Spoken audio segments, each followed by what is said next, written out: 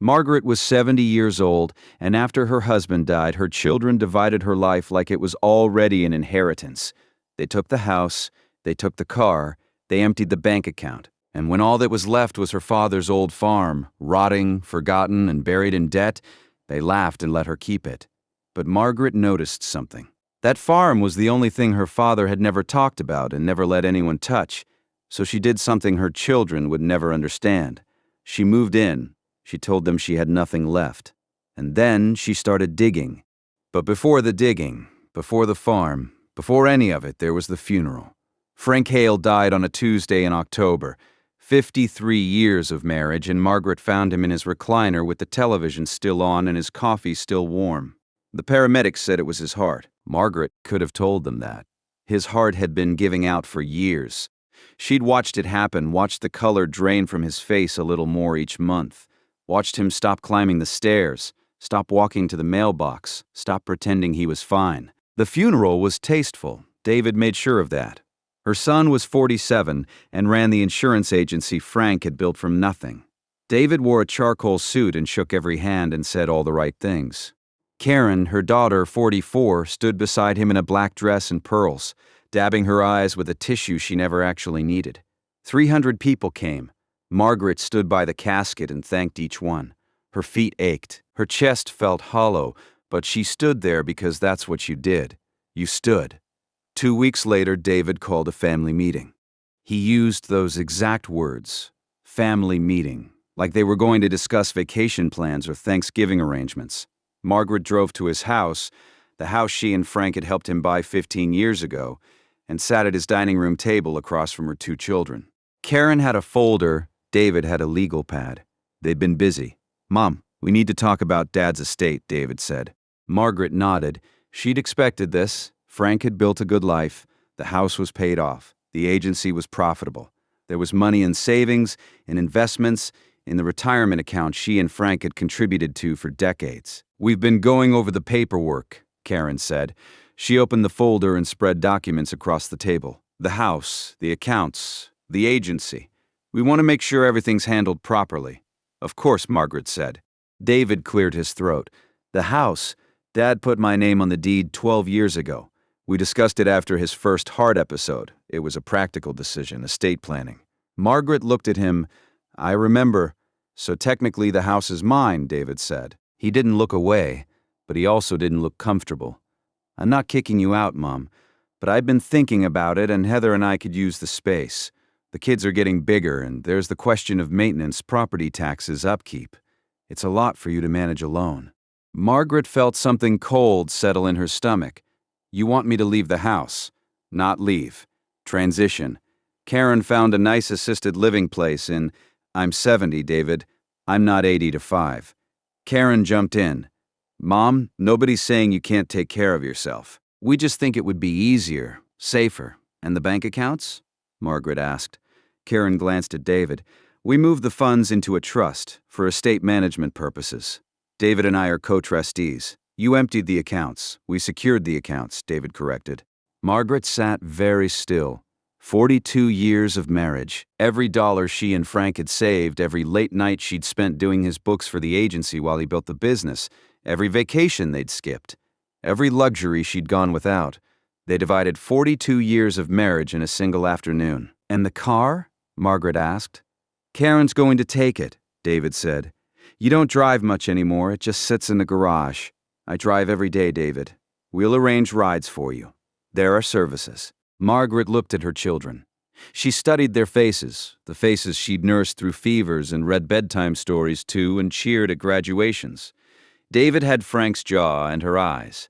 Karen had her smile, though Margaret couldn't remember the last time Karen had actually smiled at her. "Is there anything left?" Margaret asked quietly. David and Karen exchanged a look. "There's Grandpa Henry's farm," Karen said. She almost laughed when she said it. "The one in Kentucky, Dad always said it was worthless. The county sent letters about back taxes a few years ago. We didn't respond." "How much in back taxes?" David checked his notes. "About $11,000. The property's assessed at less than the taxes owed. Nobody would buy it. It's just sitting there rotting." Margaret nodded slowly. "I'll take it." David blinked. Take what? The farm. I'll take the farm. Karen leaned forward. Mom, there's nothing there. The house is falling apart. There's no water, no? You said it's mine. My father left it to me. Not to a trust, not to you. To me. It's worthless, David said. Then you won't mind if I keep it. Neither of them argued. Why would they? They'd gotten everything that mattered. The house, the money, the car, the agency. The farm was a punchline, a piece of paper representing a debt nobody wanted to pay. Margaret left David's house that evening with her purse, her coat, and her father's pocket watch.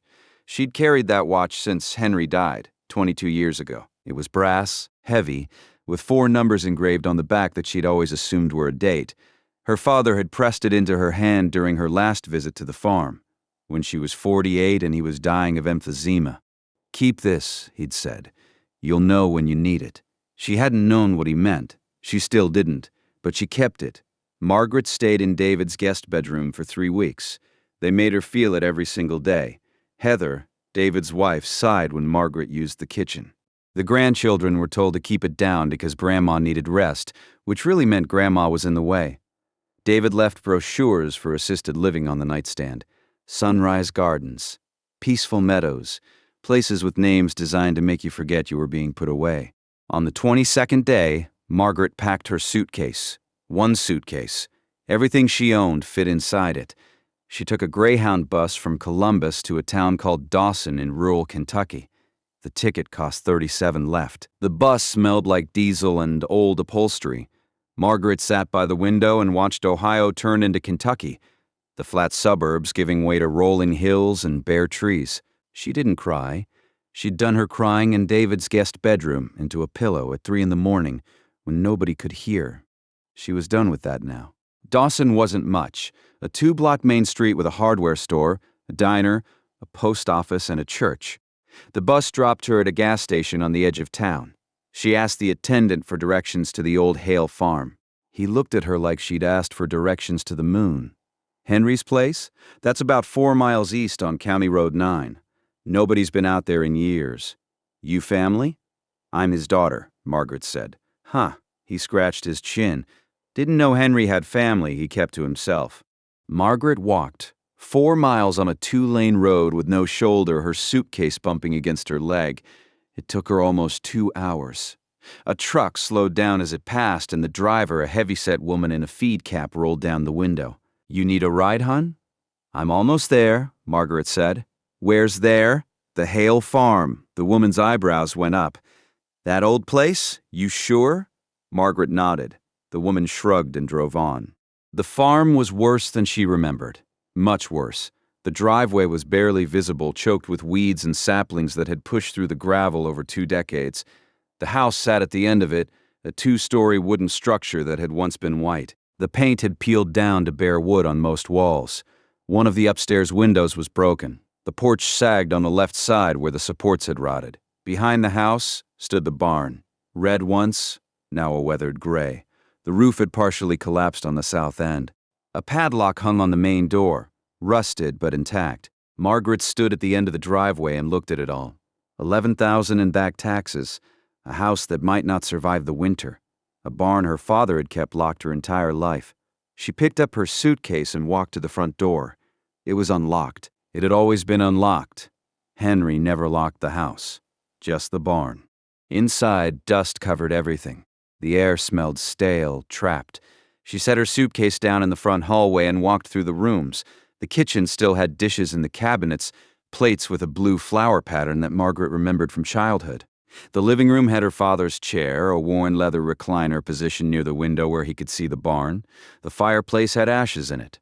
22 years old. She found the fuse box and flipped the main breaker. Nothing happened. She tried the kitchen faucet. Dry. Margaret sat on the edge of her father's chair and looked out the window at the barn. She was 70 years old. She had $47. She had no car, no phone plan, no income. Her children had taken everything and given her this, a ruin. But she was here, and for reasons she couldn't fully explain, being here felt more like home than David's guest bedroom ever had. That first night, Margaret slept on a bare mattress in her father's bedroom. The mattress smelled like dust and old wool, but it held her weight. She covered herself with a quilt she found in the closet, one her mother had made before Margaret was born. The stitching was coming apart in places, but it was warm. She woke at dawn to the sound of birds. Real birds, close and loud, not the muffled city sounds she'd lived with for decades. She lay there for a long time, listening. Then she got up and started cleaning. She worked for 3 days straight, swept every floor, wiped every surface, scraped mold from the bathroom tiles with a butter knife, carried armloads of dead leaves and animal nests out of the house. On the second day, a neighbor a half-mile down the road saw her hauling debris to the burn pile and drove over. "You living here?" he asked from his truck window. "I am." "Water's been shut off. You'll need to call the county to get it turned back on. Electric, too. How much will that cost?" "Couple hundred for the deposits, probably." Margaret thanked him. She had $47. $200 was a wall she couldn't climb. But the next morning she found an envelope in the mailbox. No return address. Inside was $300 in 20s and a note in shaky handwriting. Henry was a good neighbor. Welcome home. Margaret stood at the mailbox for a long time, holding the money in the note. She didn't know who'd sent it. She didn't ask. She called the county that afternoon from the neighbor's phone and got the water and electricity turned on. By the end of the first week, the house was livable. Not comfortable, not pretty, but livable. The water ran brown for the first 20 minutes, then cleared. The electricity worked in every room except the upstairs bathroom. She found canned goods in the cellar, beans and tomatoes and peaches, so old the labels had faded. She threw those out, but she also found mason jars of preserved vegetables sealed tight, still good. Her father's work. Margaret cooked her first meal on the old gas stove, beans and rice with salt and a can of tomatoes she'd bought at the hardware store in town, which also sold a small selection of groceries. She ate at the kitchen table and looked out the window at the barn. The barn. Her father had never let her inside, not once in her entire childhood. "That's my workshop," he'd say. "Nothing in there for little girls." When she was 12, she tried to peek through a gap in the siding. Henry had caught her and raised his voice the only time he'd ever yelled at her. She'd never tried again. Now she was 70, and Henry was gone, and the barn sat there with its rusted padlock like a question nobody had answered. On the 8th morning, Margaret walked to the barn with a claw hammer. She wedged it behind the padlock hasp and pulled. The screws held for a moment, then tore free from the rotting wood. The lock clattered to the ground. She pulled the door open. Daylight fell across the interior. Collapsed beams lay in a tangle on the south side where the roof had caved in. Hay, ancient and gray, covered most of the floor. Tools hung on the walls, rusted to the point of being sculptures. A workbench sat against the far wall, its surface buried under debris. Margaret stepped inside carefully, testing each footfall. The floor felt solid, too solid. She kicked aside some hay near the entrance and looked down. Concrete. Smooth, poured concrete, extending wall to wall across the entire barn floor. That wasn't normal. Barns had dirt floors, or packed earth, or sometimes wooden planks. They didn't have poured concrete, not unless someone was trying to keep something underneath from being found. Margaret walked the entire floor, kicking hay aside as she went. The concrete was consistent, no cracks, no seams, clearly done by someone who knew what they were doing. Near the northeast corner, she noticed the surface was slightly different. Smoother. Newer, maybe, though still decades old. And when she stomped on it, the sound changed. Hollow. Margaret knelt and pressed her ear to the concrete. She knocked with her knuckles. The sound echoed back, deep and resonant, like there was a room underneath. She sat back on her heels and stared at the floor. Her father had poured a concrete floor in his barn and sealed something beneath it. Something he'd spent his entire life protecting. Something he'd never told a single person about. Margaret pulled the pocket watch from her jacket and turned it over. The 4 numbers on the back caught the light filtering through the broken roof. She ran her thumb across them, feeling the grooves Henry had engraved by hand. She couldn't break through this concrete alone. She needed help. She needed tools. She needed someone she could trust.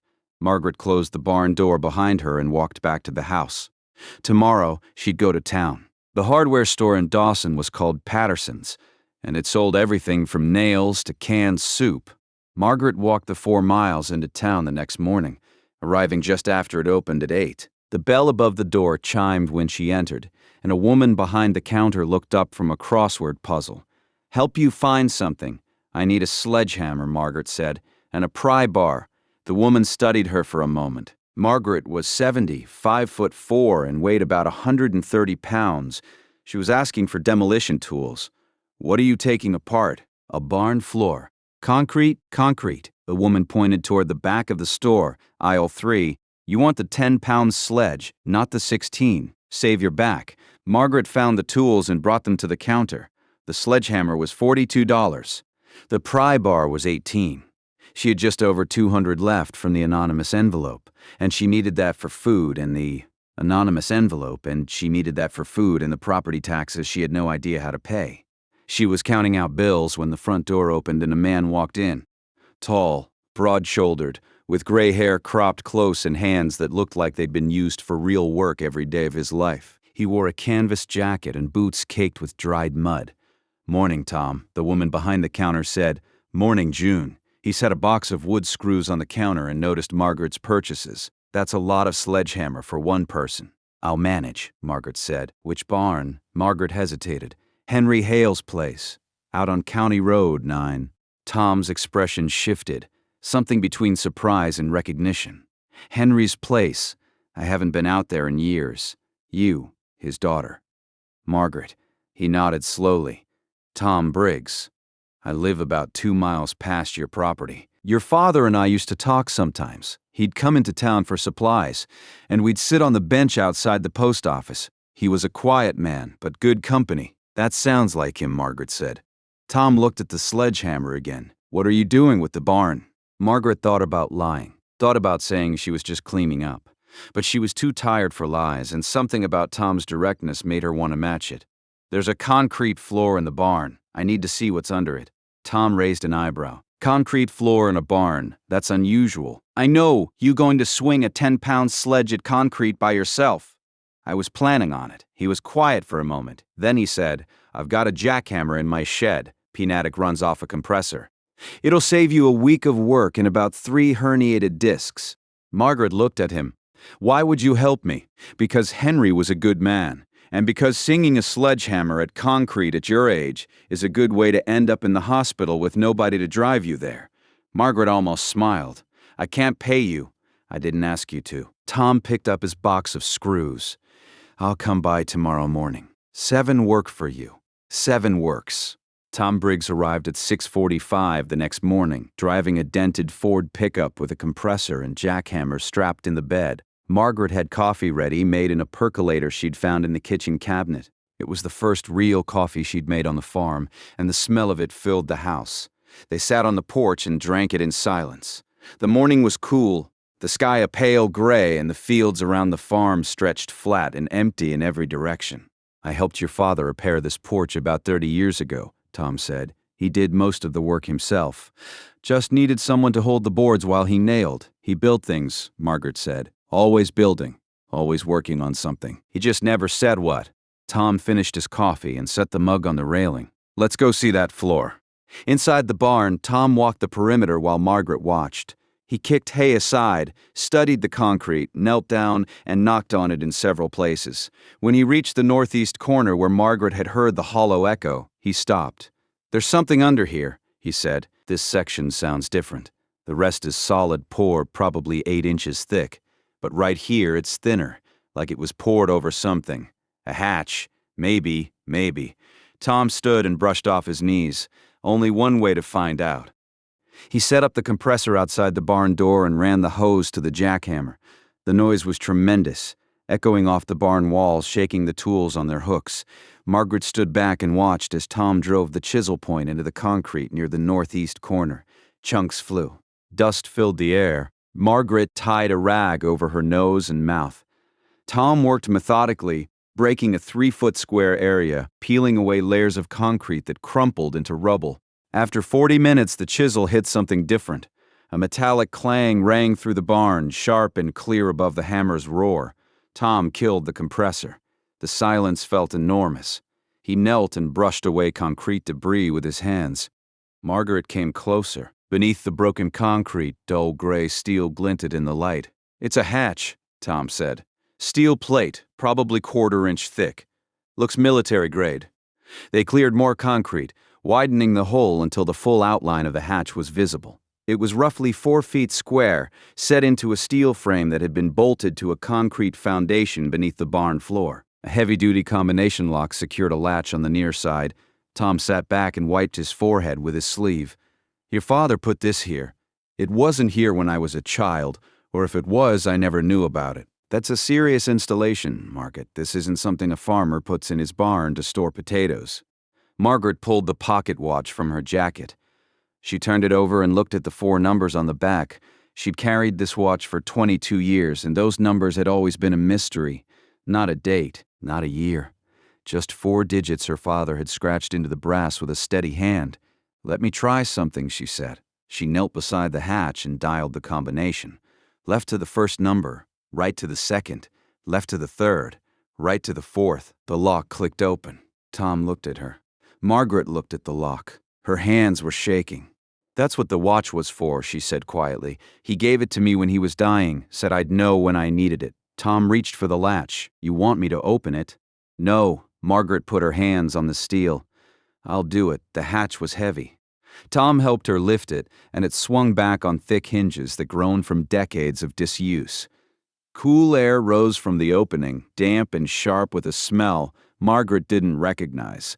Something sweet, something chemical, something old. Below them, a steel ladder descended into darkness. "I'll go first," Tom said. "No, Margaret, this is my father's. Whatever's down there, he left it for me. I'll go first." Tom handed her his flashlight. Margaret gripped the top rung of the ladder and lowered herself into the opening. The rungs were solid, bolted to the wall, and her shoes found each one without trouble. She counted as she went. 8 rungs, about 10 feet down. Her feet touched a concrete floor. She turned on the flashlight and the beam swept across the darkness.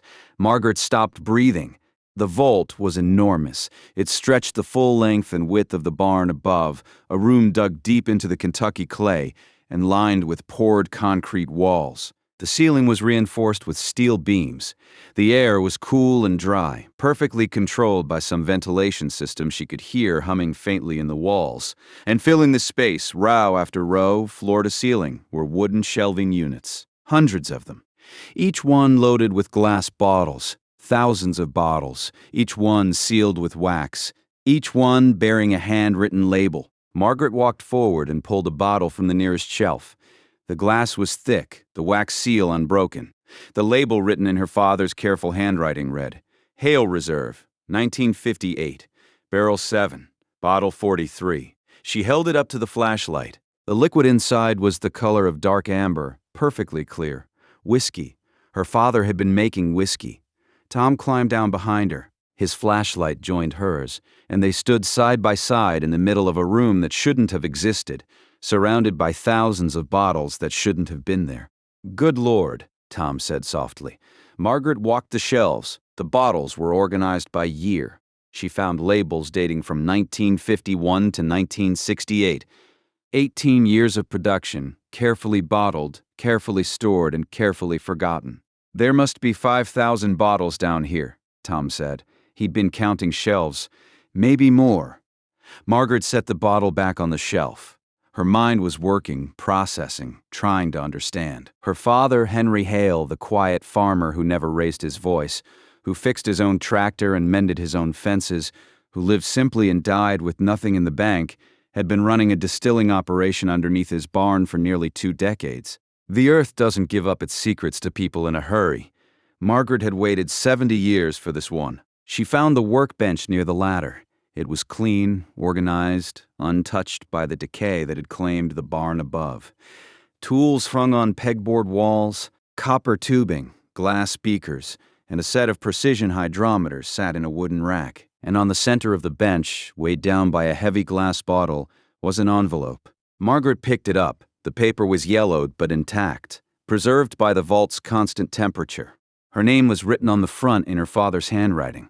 The same careful script she recognized from the bottle labels, from the grocery lists he used to leave on the kitchen counter, from the birthday cards he'd sent every year until the day he died.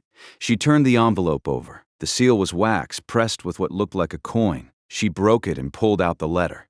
Tom stood a respectful distance away. He'd turned off his flashlight and waited in the dark, giving her whatever privacy a room underground could offer. Margaret began to read. "Margaret, if you're reading this, I'm gone. And I owe you the truth about why I was never the father you deserved." She leaned against the workbench and kept reading. "I started this in 1949. The war was over and I came home to nothing. Your mother and I were living in a 2-room house with a dirt floor and a well that ran dry every August. I had 60 acres of land that wouldn't grow anything worth selling, and I had a skill I'd learned from my own father back in the mountains. I knew how to make whiskey. It was illegal, of course. Federal crime, state crime, county crime, didn't matter. I was 24 years old and my wife was pregnant with you and I couldn't feed her on what the farm was earning. So I built a still in the woods behind the property and I started cooking. Turns out I was good at it. Better than good. The bourbon I made was clean, smooth, aged right. Word got around. Men came from Louisville, from Lexington, from as far as Nashville to buy what I was making. I charged premium and I got it. By 1953, I had enough money to build this vault.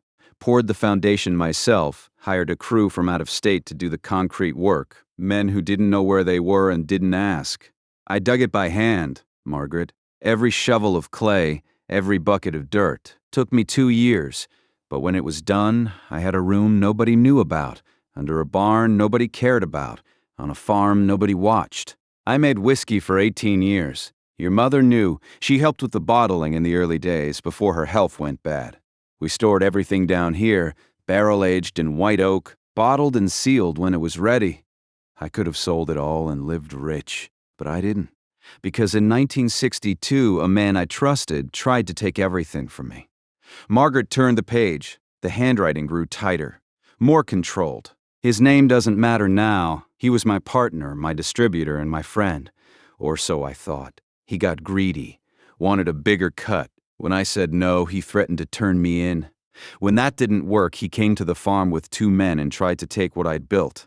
I did what I had to do to protect my family. I won't write the details. You don't need them, but after that night, I shut everything down. Sealed the vault, poured concrete over the hatch, and I never touched it again. A man who shows the world everything he has is a man who's already lost it. So I showed the world nothing. I lived on what the farm made. I drove an old truck. I wore the same boots until they fell apart. And I kept this secret buried, waiting for the one person I trusted enough to find it. That person is you, Margaret. Margaret lowered the letter. Her hands were steady now. The shaking had stopped somewhere around the second page, replaced by something calmer, something that felt like recognition. She looked around the vault. 5,000 bottles of whiskey, some of them nearly 70 years old, made by a man who'd rather live poor than risk losing his daughter. Tom's voice came from the darkness. "You all right?" Margaret folded the letter and put it in her jacket pocket next to the watch. "My father wasn't a farmer," she said. "He was a distiller. And he spent his whole life hiding a fortune under this barn to keep it safe." Tom was quiet for a long time. Then he said, "What are you going to do?" Margaret looked at the rows of bottles stretching into the darkness, each one sealed, each one labeled, each one worth she didn't know what, but she could find out. "I'm going to find out what it's worth," she said. "And then I'm going to find out what it's worth," she said. "And then I'm going to decide." The daylight felt blinding after the vault's darkness. Margaret closed the hatch, and Tom helped her drag a piece of plywood over it. They covered it with hay and debris until it looked like nothing had been disturbed. "Nobody can know about this," Margaret said. "Not yet." Tom nodded. "I haven't seen anything. I was here to help you tear down a barn. That's all." Margaret looked at him. This man she'd known for 3 days, who'd shown up with a jackhammer and a cup of coffee and hadn't asked for a single thing in return. "Thank you, Tom. Don't thank me yet," he said. "You've got a lot of work ahead of you." That evening, Margaret sat at the kitchen table with the letter spread in front of her. She read it again, slowly. The final paragraphs were the ones she kept returning to. "I left the farm to you in a trust, not to Frank, not to your children, to you alone. The lawyer in Dawson has the documents. The trust is irrevocable. That means nobody can take this land from you, Margaret. Not your husband, not your kids, not the government. It's yours until you decide otherwise. I know I wasn't the father you wanted. I know I was distant, distracted, always out in that barn when you needed me in the house. I'm sorry for that. I was building something for you, even if I could never tell you what it was. The bottles are worth money. Real money. More than the house, more than the agency, more than whatever your husband put in the bank. But promise me this. Don't let anyone take it from you. The people who love your money are never the people who love you. Trust the ones who show up when you have nothing. Your father, Henry. Margaret refolded the letter and pressed it flat against the table.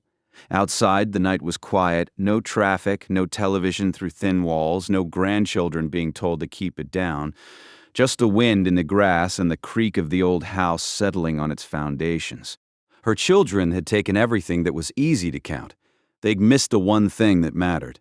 Margaret didn't sleep that night. She sat at the kitchen table with the letter and read it 4 more times, each reading revealing something new, a phrase she'd skimmed over, a word choice that told her more than its surface meaning. Her father had written this letter knowing she might never find it, and he'd put everything that mattered into 7 pages of careful handwriting. By morning, she had a plan. Not a grand plan, not a scheme, just the next 3 things she needed to do. First, she needed to know what the whiskey was worth. She wasn't a drinker. She'd never paid attention to spirits, to bourbon culture, to any of it. But she'd been a school teacher for 35 years and she knew how to research. Tom drove her to the public library in town. It was small, 1 room with 6 computer terminals and shelves that smelled like old paperbacks. The librarian, a woman about Margaret's age with reading glasses on a beaded chain, helped her log in. Margaret spent 4 hours reading about bourbon, about aged spirits, about the market for vintage and pre-Prohibition era whiskey. She learned that bottles from the 1950s and 60s, if they were genuine and properly stored, could sell for hundreds of dollars each. Some for thousands, some for tens of thousands. A single bottle of Prohibition-era bourbon had sold at auction for over $100,000 the previous year. She sat back in her chair and looked at the screen. 5,000 bottles, some nearly 70 years old, stored in temperature-controlled conditions that any collector would envy. Find what you needed, the librarian asked. More than I expected, Margaret said. The second thing she needed was an expert. Someone who could verify the bottles, assess their condition, and give her a real number. Tom knew a man who knew a man. That's how things worked in small towns. 3 phone calls later, Margaret had an appointment with a spirits appraiser based in Louisville. His name didn't matter. What mattered was his face when he climbed down the ladder into the vault. He stood at the bottom of the ladder for a full 30 seconds without moving. Margaret watched him from the workbench, where she'd set up 2 chairs and a lamp connected to an extension cord running up through the hatch. "This is real," he said. He wasn't asking. It's real. He walked the shelves slowly, pulling bottles at random, examining labels, holding them up to the light, checking the wax seals. He used a small flashlight to study the liquid inside. He took notes on a clipboard. He didn't speak for almost an hour. When he finished, he sat down in the second chair and looked at Margaret. "Who made this?" "My father." "Your father was a genius. The aging, the storage conditions, the sealing technique. I've seen museum collections with less care put into them." "How much?" Margaret asked. He set his clipboard on his knee and rubbed his face. "I can't give you an exact number without full testing. Authentication, chemical analysis, provenance documentation. But based on what I'm seeing here, based on the volume, the age, and the condition, you're looking at a collection worth somewhere between $20 and $30 million. The number sat in the air between them. Margaret didn't react. She'd expected something large, but hearing it said aloud was different. 20 to 30 million. Her father, who'd driven the same truck for 20 years and patched his own boots with shoe goo, had been sitting on a fortune the entire time. "What do you recommend?" she asked. "Don't flood the market. A collection this size, released all at once, would crash the price.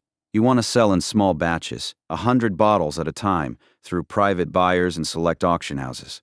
At that pace, with proper marketing, you could stretch this over 5 to 10 years and maximize the return. And if I needed money now?" "Quickly." He thought about it. "I could connect you with 2 or 3 private collectors who'd buy 100 bottles tomorrow. Pre-authentication, based on my preliminary assessment, you'd get somewhere around 400 to 500,000 for the first batch." Margaret nodded. "Do it. If you've made it this far into Margaret's story, hit subscribe, because what happens next is the part I've been waiting to tell you." The appraiser left that afternoon with 10 bottles for lab testing in the names of 3 collectors who he said would be very interested. Margaret walked him to his car and shook his hand. Keep this quiet, she said. Nobody else needs to know yet. Discretion is part of my business, ma'am. Tom was waiting on the porch when she came back inside. Well, he said, 20 to 30 million. Tom didn't say anything for a long time. He looked out at the fields, at the broken fences, at the barn with its caved-in roof. Then he looked at Margaret. Your father was something else. He was. Margaret sat down in the chair beside him. I spent my whole childhood thinking he was just a quiet man who liked his barn more than his family. Turns out he was building something. He just couldn't tell me what. What's next? I pay the property taxes. I fix this house. And I figure out how to keep this quiet long enough to do it right. The third thing Margaret needed was the lawyer her father had mentioned. His name was in the letter, along with the address of a firm on Main Street in Dawson. She went the next morning. The office was above the post office, reached by a narrow staircase that creaked on every step.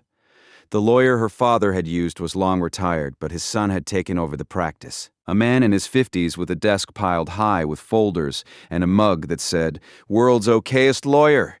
He found Henry's file in a cabinet in the back room. The trust documents were inside, along with copies of the property deed, survey maps, and a letter of instruction Henry had left with the firm. "This is an irrevocable living trust," the lawyer said, spreading the documents on his desk. "Your father established it in 1982. The farm, the land, all structures and contents are held in trust for your sole benefit. You're the only beneficiary. The trust can't be amended or revoked by anyone, including you, without a court order. Can my children challenge it?" He read through the provisions carefully. "They could try, but they'd lose. The trust predates your marriage. It's separate property. Your husband never had a claim to it, and your children have no standing. If they tried to argue undue influence or mental incapacity, they'd need medical evidence. And frankly, from what I can see, you're managing this property just fine on your own." Margaret felt the tension in her shoulders ease slightly. "What about the contents? If there's something of value on the property, does that belong to the trust too?" "Everything within the boundaries of the trust property belongs to you. Structures, minerals, water rights, and any personal property left by the grantor. Your father was thorough. He covered everything." Margaret thanked him, paid his consultation fee with cash, and walked back to the farm. Over the next 3 weeks, Margaret worked. She paid the overdue property taxes with a cashier's check from the first proceeds of a small private sale. 40 bottles, sold to a collector in Louisville for $160,000. The taxes were $11,000. She paid them in full, plus the current year's assessment. She opened a bank account in town and deposited the rest. She hired a roofer to patch the house. She had the plumbing inspected and the septic system serviced. She bought a used truck from a lot in town, a 10-year-old Chevy with rust on the fenders, but a solid engine. Tom helped her fix the fence along the road and clear the driveway. The farm started to look like someone lived there. Margaret didn't tell her children. She didn't call David. She didn't call Karen. For the first time in decades, she didn't feel the need to report her whereabouts or justify her decisions to anyone. But silence, when it comes from someone who used to be dependent on you, is louder than any phone call. Karen noticed first. She called Margaret's old number, which had been disconnected when David canceled the phone plan. She called David, who hadn't heard from their mother in over a month. They checked the assisted living facilities Karen had researched. Margaret had never applied. Karen drove to Kentucky on a Saturday in late November. She arrived at the farm around noon, and Margaret saw the rental car coming up the driveway from the kitchen window. Margaret stepped onto the porch and waited. Karen got out of the car slowly. She was dressed for the city, heels and a wool coat, and she picked her way up the gravel path like the ground might bite her. She stopped at the bottom of the porch steps and looked up at the house. "You painted it," she said. "Just the front. Tom's helping me do the sides next week." "Who's Tom?" "A neighbor." Karen looked around at the property, the cleared driveway, the new fencing, the truck parked beside the house. "Mom, where did you get the money for all this?" "I managed." "You had $47 when you left David's house." "I had a little more than that." Karen climbed the steps and stood in front of her mother. She was trying to read Margaret's face, looking for confusion, for vulnerability, for some sign that this was a mistake she could fix. "Mom, this isn't safe. You're out here alone, in the middle of nowhere, with no support system. What if something happens? What if you fall or get sick or—" "I've been here for 2 months, Karen. I've repaired the house, paid the taxes, bought a truck, and cleared 10 acres of overgrowth. If something happens, I'll handle it. I've been handling things my entire life. That's not what I meant.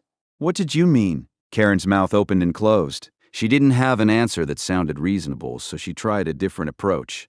David's worried. David hasn't called me once. He's been busy with the agency, I'm sure. They stood there on the porch, mother and daughter, with 30 years of silence between them. Karen's eyes moved to the barn. What's in there? Tools, old hay. Nothing interesting. Dad always said Grandpa Henry's barn was locked. It was. I opened it. Just a barn. Karen stared at her for a long moment. Margaret held her gaze. She'd taught 7th graders for 35 years. She could outlast a 44-year-old real estate agent in a staring contest. Karen left after an hour. She'd accepted coffee, declined lunch, and asked 7 more questions about the money that Margaret didn't answer. She hugged Margaret at the car, quickly, and drove away. Margaret watched the car until it disappeared. Then she went inside and called Tom. Karen was here. She saw the truck, the new paint, the fencing. She's going to tell David. What do you think David will do? He'll do what he always does. He'll try to take control. She was right. David moved fast. Within a week, he'd pulled the property records from the county assessor's office. He found the trust and the paid tax receipts. He called the bank in Dawson, but they wouldn't tell him anything. He called the lawyer's office in Dawson, and they told him they couldn't discuss a client's affairs. David was an insurance man. He understood paperwork, contracts, and liability. He also understood when something didn't add up. His mother had arrived in Kentucky with nothing and now owned a functioning property with money in the bank. Either she'd found resources he didn't know about, or someone was taking advantage of her. He chose the second interpretation. It was easier. It made him the hero instead of the person who'd put his own mother on a bus with $47. The court papers arrived at the farm on a Monday afternoon in December. A process server drove up the driveway, handed Margaret an envelope, and drove away without a word. Margaret stood on the porch and read them. Her son and daughter were petitioning the county court to declare her mentally incompetent and appoint David as conservator of her person and estate, including all trust property. The petition cited her age, her sudden and unexplained relocation to an isolated rural property, her apparent confusion regarding financial matters, and her vulnerability to exploitation by unknown third parties. Margaret read it twice. Then she folded the papers, walked inside, and sat at the kitchen table. She wasn't scared. She wasn't hurt.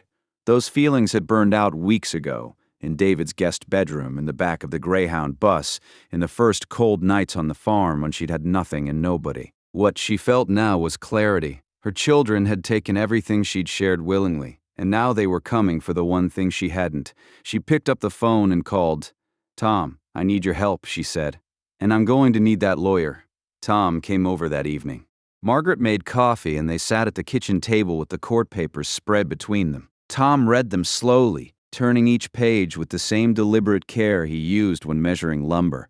"They're calling you incompetent," he said. "They are. You paid off $11,000 in back taxes, repaired a farmhouse, bought a truck, and managed a property by yourself for 2 months. And they're saying you can't make decisions. It's not about what I can do, Tom. It's about what I have. David smells money. He doesn't know where it's coming from, and that scares him. When David gets scared, he gets aggressive." Tom folded the papers and set them down. "The lawyer in town. You trust him. He knew my father. He understands the trust. Then you need to see him first thing tomorrow. And Margaret, you need to tell him everything. About the vault, the bottles, the appraiser, all of it. You can't fight this with half the information on the table." She knew he was right.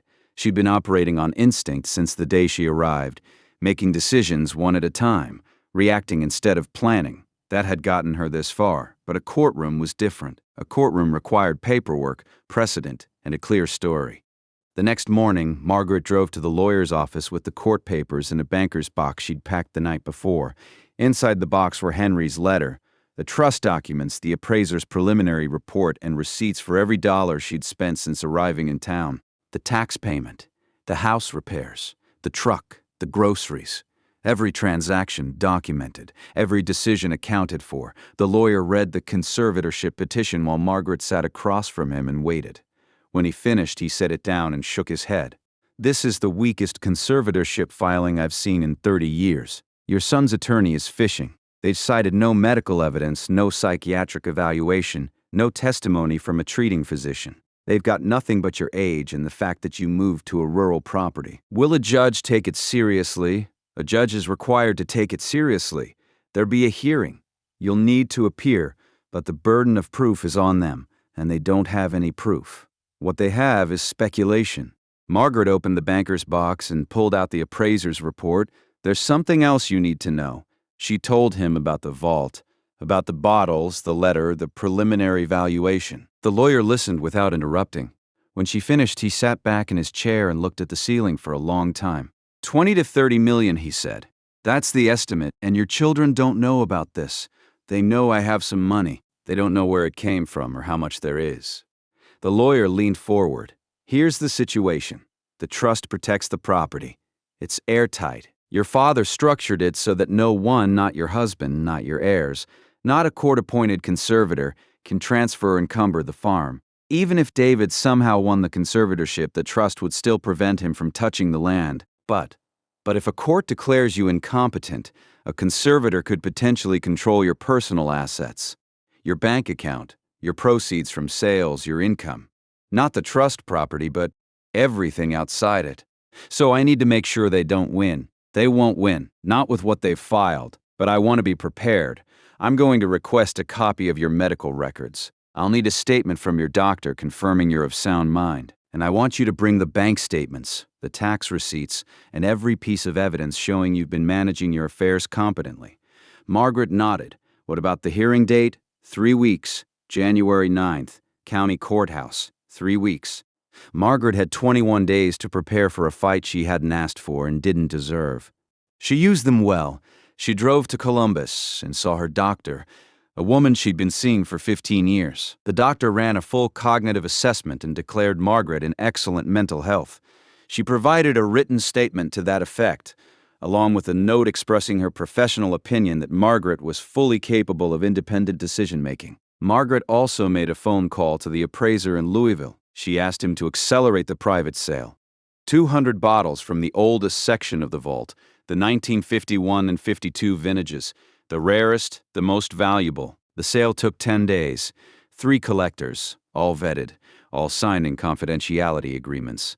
The total, $480,000, wired to Margaret's account in town.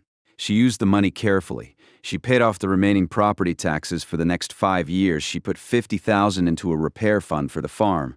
She hired the lawyer on retainer, and she kept the rest liquid, accessible, documented. Every dollar accounted for, every transaction leaving a paper trail that said one thing: this woman knows exactly what she's doing. Tom helped her prepare the farm for the hearing, though the hearing wouldn't happen at the farm. He helped her organize files, print documents, and rehearse what she'd say if asked. Not coaching, not scripting, just talking through the facts until Margaret could recite them in her sleep. "Your son is going to say you're confused," Tom said one evening. "He's going to paint a picture of a grieving widow who wandered off to a broken-down farm because she wasn't thinking clearly." "I know." "And what's the truth?" Margaret looked at him. "The truth is that my husband died, my children took everything I had, and I came here because it was the only thing left. I didn't come here confused. I came here angry, and then I found what my father left me, and the anger turned into something better." "What purpose?" Tom nodded. "Tell them that." The hearing was on a Tuesday. Margaret drove herself to the courthouse in her truck, wearing a gray wool dress she bought in town and the pocket watch pinned to her lapel. Tom offered to come, but she told him to stay. This was between her and her children. The courtroom was small, wood-paneled, with fluorescent lights that buzzed the way they always do in government buildings. David sat on the left side with his attorney, a sharp-looking man in a dark suit who carried a leather briefcase. Karen sat beside David, her hands folded in her lap, her face carefully arranged into an expression of concern. Margaret sat on the right side with her lawyer. She set the banker's box on the table in front of her. The judge was a woman in her 60s with silver hair and reading glasses. She read the petition silently, asked a few procedural questions, and then turned to David's attorney. "Counselor, you filed for conservatorship based on alleged mental incapacity. What evidence are you presenting?" The attorney stood. Your Honor, Mrs. Hale is a 70-year-old woman who, following the death of her husband, abandoned her family home and relocated to an isolated, dilapidated rural property with no support system, no income, and no apparent plan. She has since engaged in significant financial transactions, the source of which her family cannot identify. We believe she is being influenced or exploited by unknown parties. The judge looked at Margaret. Mrs. Hale, do you have a response? Margaret's lawyer stood. Your Honor, we'd like to present the following. He opened the banker's box and began Margaret's medical records, the cognitive assessment, the doctor's statement, the trust documents showing clear ownership of the property, bank statements showing deposits, expenditures, and balances all in order, tax receipts, repair invoices, the truck purchase agreement. A timeline of every decision Margaret had made since arriving at the farm, presented in chronological order with supporting documentation. Mrs. Hale relocated to a property she owns free and clear, held in an irrevocable trust established by her father in 1982, the lawyer said. She paid $11,000 in overdue property taxes. She restored the residence to livable condition. She purchased a vehicle. She opened a bank account and has maintained a positive balance. Every transaction is documented. Her physician has certified her as cognitively sound. There is no evidence of exploitation, confusion, or incapacity. David's attorney tried to push back. The source of the funds remains unexplained. Mrs. Hale had virtually no assets when she left Ohio. Margaret's lawyer didn't hesitate. The source of the funds is the trust property. Mrs. Hale discovered assets on the farm left by her father, which she has been liquidating through legitimate channels. The trust documents clearly state that all property and contents within the trust boundaries belong to Mrs. Hale. The funds are hers. The judge turned to David. Mr. Hale, do you have any medical testimony?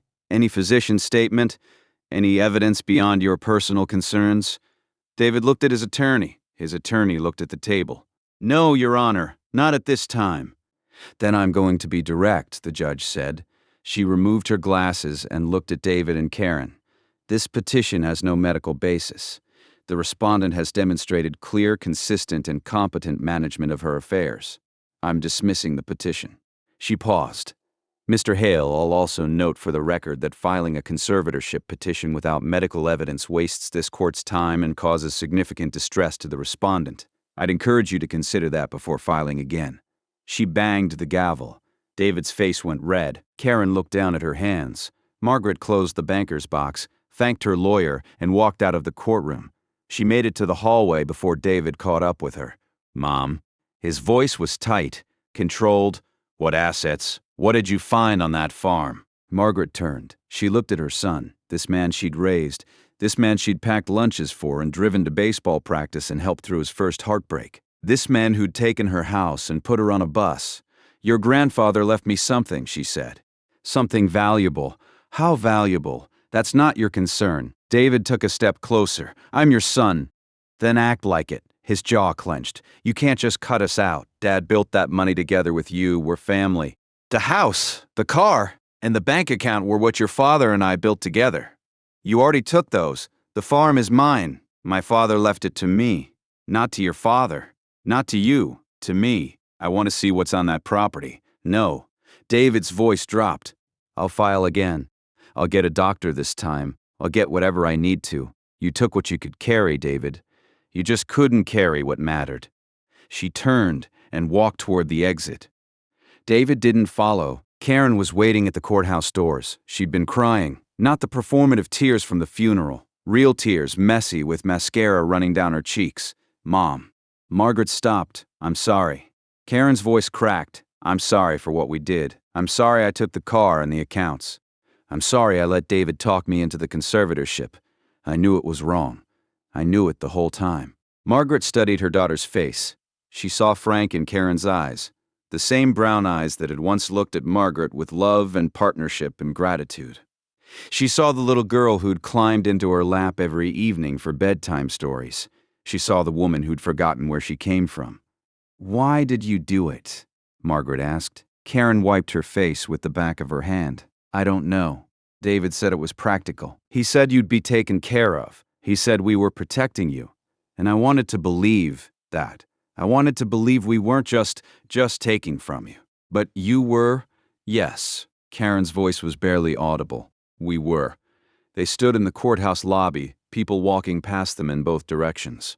Margaret reached out and touched Karen's arm. "You can come back," Margaret said, "when you're ready to come back as my daughter, not as someone looking for what I have. As my daughter. Do you understand the difference?" Karen nodded. She couldn't speak. "Then go home. Think about it, and when you're ready, you know where I am. Think about it, and when you're ready, you know where I am." Margaret drove back to the farm in the dark. The highway was empty and the headlights of her truck cut a narrow path through the Kentucky hills. She pulled up to the farmhouse, turned off the engine, and sat in the cab for a long time. It was over. The petition was dismissed. The trust was intact. The money was hers. The farm was hers. She got out of the truck and walked to the barn. The hatch was still covered with plywood and hay, undisturbed. She pulled the cover aside, opened the hatch, and climbed down the ladder one more time.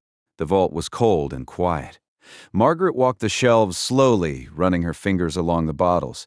Each one her father's work. Each one a piece of a life he'd never been able to share with her. She sat on the stool at the workbench and pulled out his letter. She turned to the last page, the part she'd read a dozen times, but that kept pulling her back. "I know you'll do the right thing with this, Margaret. You always did the right thing.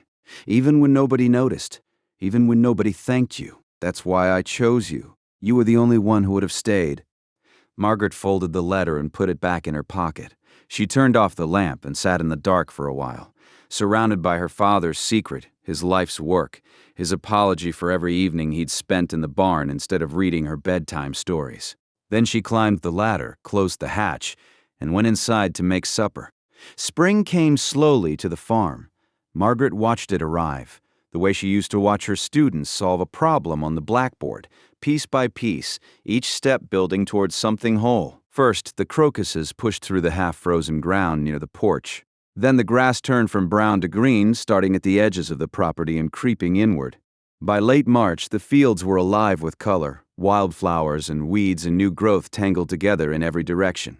The farmhouse looked different now, fresh white paint on all four sides. A new porch with cedar planks Tom had milled himself from a fallen tree on the property line. The broken upstairs window replaced. The kitchen rewired. The plumbing running clean and steady. Margaret stood on the porch one morning with her coffee and looked out at what 6 months of work had done. The driveway was graveled and smooth. The fencing ran straight along the road. The barn, still standing, had a new roof and reinforced walls, though Margaret had left the interior exactly as it was. She'd had a proper door installed with a combination lock. She was 71 now. Her birthday had come and gone in February without fanfare. Tom had brought her a lemon cake from the bakery in town. They'd eaten it on the porch in the cold, and Tom had said, "Happy birthday, Margaret," and she'd said, "Thank you, Tom," and that had been enough. The whiskey operation, if you could call it that, had settled into a rhythm. Margaret worked with a spirits broker who handled the sales, placing small batches with collectors and auction houses every few weeks. She'd sold 300 bottles over 4 months. The income was steady and substantial. She kept precise records and paid her taxes quarterly, on time, documented to the penny. But the money was never really the point. One afternoon in early April, Margaret drove to a building on the edge of town. It was a converted storefront that had been empty for years, the old pharmacy. She'd bought it in February for $68,000. Tom had spent 3 weeks renovating the interior, installing new flooring, fresh paint, good lighting. A sign hung above the front door, "Hail Community Aid." Below it, in smaller letters, "Housing Assistance, Legal Referral, Emergency Support." Margaret opened the door and walked inside. A woman from the county's social services office was setting up folding tables and chairs. A retired attorney Margaret had hired part-time was arranging pamphlets on a desk near the entrance. The space smelled like new paint and fresh coffee. "We're expecting 8 people for the first session," the social worker said. 4 housing cases, 2 benefits applications, and 2 legal questions. Margaret nodded. "I'll be here." She'd started the center after talking to a woman at the grocery store. The woman was 67, recently widowed, and her adult son had put her house into his name while she was grieving. She'd been living in a motel for 3 weeks, trying to figure out how to get it back. Margaret had listened to her story and felt something tighten in her chest. Not sympathy. Recognition. "I know what that feels like," Margaret had told her. "Let me help." That conversation led to phone calls, which led to research, which led to the storefront.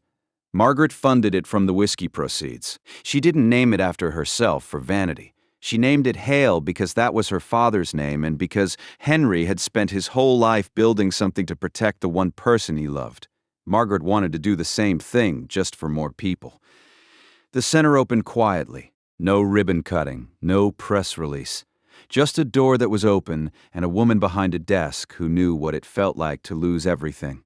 Within a month, they were seeing 12 to 15 people a week, elderly folks whose children had taken their homes, widows tangled in probate, veterans who couldn't navigate the benefits system, people who'd fallen through the cracks that society pretends don't exist. Margaret didn't counsel them. She wasn't trained for that.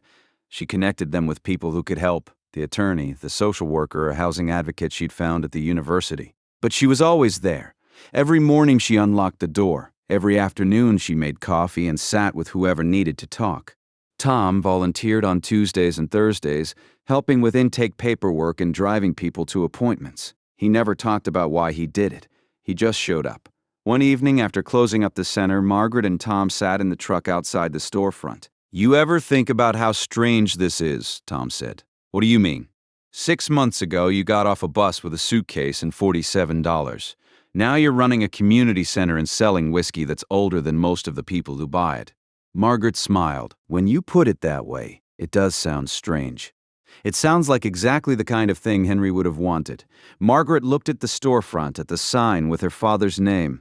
He was afraid his whole life that someone would take what he built. He hid it, sealed it, buried it under concrete. And the whole time, what he was really protecting was me. Some people show love loudly, Tom said. Others build you a vault and hope you find it. Margaret laughed. It was the first time in a long time she'd laughed without any weight behind it. The call from Karen came on a Saturday in May. Margaret was in the garden she'd planted behind the house, turning soil with a spade when the phone rang. "Mom, it's Karen. I know who it is." A pause. "Can I come visit?" "Not for anything, just to visit." Margaret wiped the dirt from her hands. "When? Next weekend? I could drive down Friday night and stay until Sunday. I don't have a guest room set up. He'd be on the couch." "That's fine. All right. Come Friday." Karen arrived on a Friday evening, in a car that wasn't the one she'd taken from Margaret. She came alone. No David, no lawyer, no agenda. Just a weekend bag and a bottle of wine that Margaret didn't open because she had more whiskey than she'd ever need. They sat on the porch. The evening was warm and the crickets were loud. Karen looked out at the property and shook her head. Slowly, "It's beautiful," she said. "I can't believe this is the same place. It's the same place. It's the same place. It just needed someone to take care of it." Karen was quiet for a moment. "Mom, I need to tell you something." Margaret waited. "After the hearing, I went home and I couldn't sleep. For weeks, I kept thinking about what you said, about coming back as your daughter. And I realized I didn't know what that meant anymore. I don't know when I stopped being your daughter and started being someone who just took things." "It happened slowly," Margaret said. "Most hurtful things do. David and I, we told ourselves we were being responsible, managing the estate, protecting you, but we weren't protecting you. We were protecting ourselves from having to take care of you. That's the truth, and I'm ashamed of it." Margaret rocked in her chair. The night air smelled like honeysuckle and fresh-turned earth. "Your father and I made a mistake," Margaret said. "We gave you everything and never asked you to earn any of it. The house, the education, the agency, it all came easy. And when things come easy, you start to believe they're owed to you. That's not an excuse." "No, it's not, but it's an explanation." Karen turned to face her mother. "How did you do it? How did you come out here with nothing and build all this?" "I didn't have nothing, Karen. I had this farm. And I had your grandfather's stubbornness." Karen almost smiled. "And what about David? He hasn't called." "No, he's angry. He feels like you humiliated him in court. I defended myself in court. If he felt humiliated, that's between him and his conscience." Karen looked at her hands. "Do you think he'll ever come around?" Margaret thought about that honestly. She thought about her son, his pride, his need for control, his inability to admit he was wrong. She thought about Frank, who'd been the same way until the last few years of his life, when his failing body had taught him the kind of humility his success never had. "I don't know," Margaret said. "But the door is open. It's always been open. He just has to walk through it." They talked until late about things they hadn't talked about in years, about Karen's marriage, which was struggling, about her work, which felt empty, about the grandchildren Margaret hadn't seen in months. Karen cried again, but differently this time. She cried the way you cry when you're letting something go. Margaret didn't cry. She'd done her crying months ago in the dark alone. What she felt now was something quieter. Karen stayed until Sunday. She helped Margaret in the garden. She visited the community center and sat in on a session, watching her mother work with a 73-year-old man whose daughter had sold his house out from under him. Karen didn't say much. She just watched. Before she left, Karen stood by her car and looked at the barn. "What's actually in there, Mom?" Margaret smiled. "Come back next time and I'll show you." Karen hugged her. Not quickly, not politely. She held on and Margaret held on back. And for a moment they were just a mother and daughter standing in a driveway in Kentucky with the sun on their faces. "I love you, Mom. I love you too." Karen drove away, and Margaret watched until the car was gone. Then she walked to the barn, unlocked the door, and went inside. She opened the hatch and climbed down the ladder, one more time. She didn't need to count the bottles or check the inventory. She'd done that already, knew the numbers by heart. She came down here for a different reason. She sat at the workbench and pulled out her father's letter. She didn't need to read it anymore. She had it memorized. But holding it, feeling the paper in her hands, sitting in the room her father had dug out of the earth with a shovel, that was its own kind of comfort. The farm wasn't his fortune. It was his apology. For every evening he'd spent down here instead of reading to her. For every conversation he'd kept short because he was afraid of saying too much. For the distance he'd put between them to keep her safe from a past he couldn't talk about. He hadn't been a cold man. He'd been a scared one. Scared that the violence of 1962 would find its way back. Scared that the law would catch up to him. Scared that if Margaret knew the truth, she'd look at him differently. She would have. Of course she would have, but she wouldn't have loved him less. Margaret folded the letter and slid it back into the envelope. She placed it on the workbench exactly where Henry had left it, weighed down by the same glass bottle. She climbed the ladder, closed the hatch, and walked out of the barn into the afternoon light. Tom was at the fence line, repairing a post that had come loose in the last rain. He looked up and waved. Margaret waved back. She walked past the garden, past the porch with its new cedar planks, past the window of the kitchen where she could see the table where she'd read her father's letter for the first time.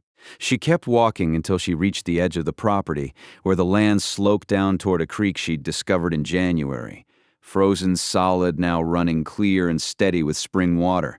She stood there and looked at the farm. The whole thing, from the house to the barn to the fields, stretching flat and green in every direction.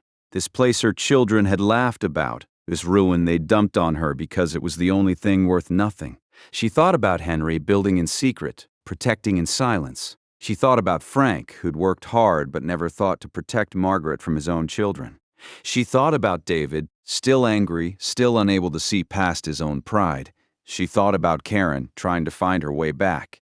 And she thought about herself, 71 years old, standing on land that was hers, surrounded by things she'd built with her own hands and her own decisions and her own stubbornness.